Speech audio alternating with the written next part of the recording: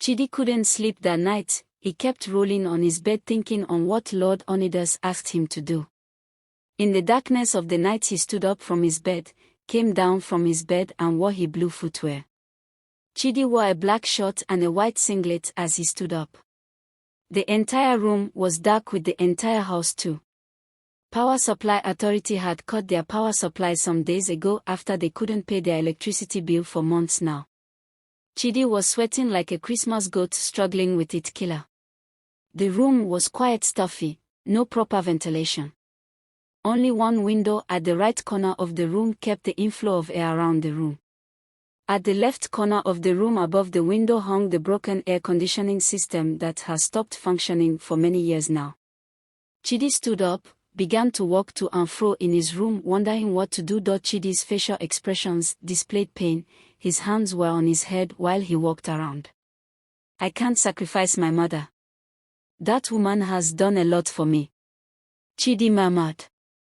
He walked to his bed, sat down and began to hit the foam of his bed angrily multiple times while he screamed, I can't sacrifice my mother, no. I can't, I rather die. Oh.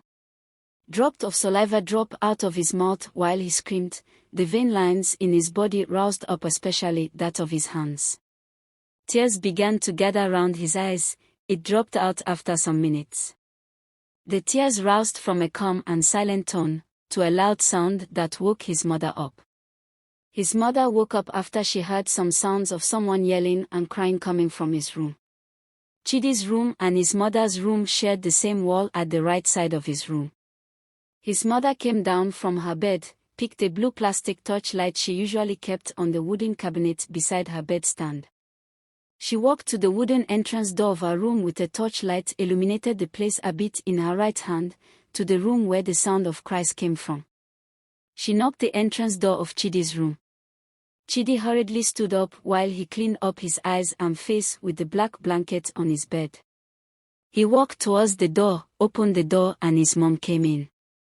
A fair tall woman, thick and chubby in bodybuilding. She is a woman in his late 60s, wearing a white design nightgown and a white hair cap that looks like that of a chef on her head as she stood knocking at the entrance door of her Chidi's room after knocking. Chidi, what is the problem? Why are you crying in the middle of the night? His mother asked. She sat on his bed looking at him after she placed the torchlight upright on the bed while it rested on the wall. Chidi stood dumbfounded thinking of how to cover his pains up.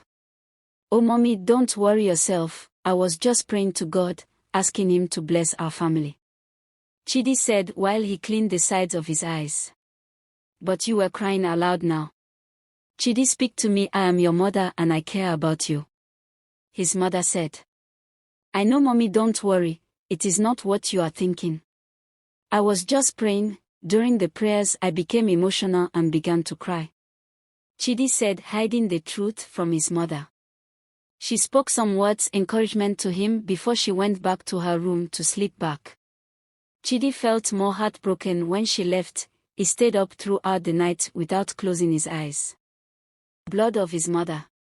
Chidi, I don't think we can continue this relationship. Oh. See, now all my friends' boyfriends are doing well and taking care of them all.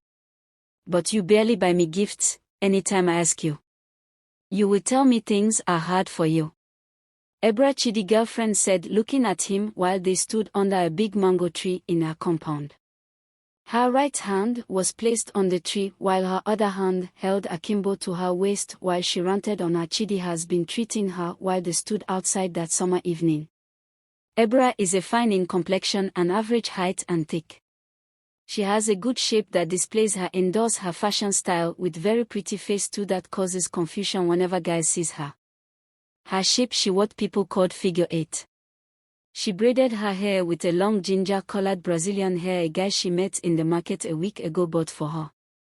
The guy collected a number. Since then last week he has been sending her a lot of cash gifts and has promised to take her out before the month ends. Chidi tapped her on her shoulder while she looked at the other side away from his direction, pushing her lips forward. But babe, you know I love you so much. It because of things are hard for me now that you are speaking to me like this. Ebra, I am trying my best, oh, but you chose to treat me like this. Chidi said, looking at her while she looked away from his direction, murmuring silently, disfiguring her face. He continued, babe, I saw you in a black Toyota Spider car yesterday with a guy. You guys were chatting and smiling happily. Babe, give me time now to prove how much I love you now. Chidi, I know you love me so much that's why I'm even allowed you to speak to me this evening. Ebra said. Chidi promised her things were going to get better. Afterwards they hugged warmly, but she interrupted and asked him to leave along the line while they were hugging. Chidi walked away sad and frustrated. On the road, his mind was made up to sacrifice his mother to get rich and enjoy all the merits of being wealthy. Chidi waited for the next day of gathering for the Brotherhood of Night. He picked his mother's best clothes, her native blue bubu gown designed with plastic stones, before her left that evening to the part of meetings. The part of meeting is a part far away from home, in a house located in a thick forest in the outskirts of the state. All the members of the Brotherhood were together before 8 p.m., starting dancing around the big mango tree before Lord Onides came around. The members parked their cars in a big house owned by Lord Onides, which leading into the forest. They walk some minutes before they will arrive at the house of meeting. Welcome, my children of the night. Present your sacrifice to the gods of the night so that they can bless you with great wealth of this world.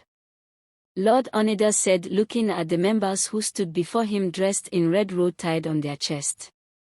They began to present their sacrifice until it got to Chidi's time.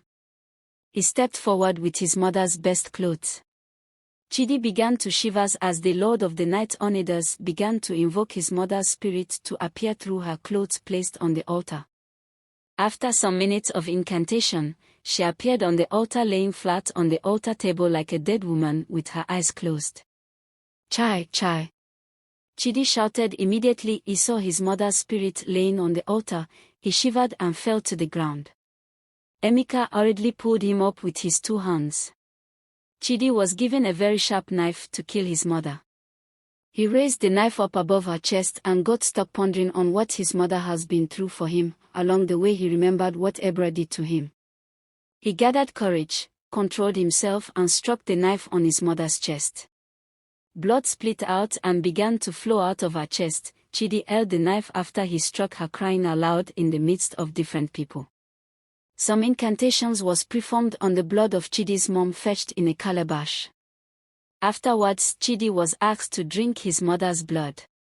He refused, but with much persuasion from Lord Onides and his friends Emeka. Chidi drank his mother's blood. The next day, Chidi's mother was found cold and dead laying on her bed.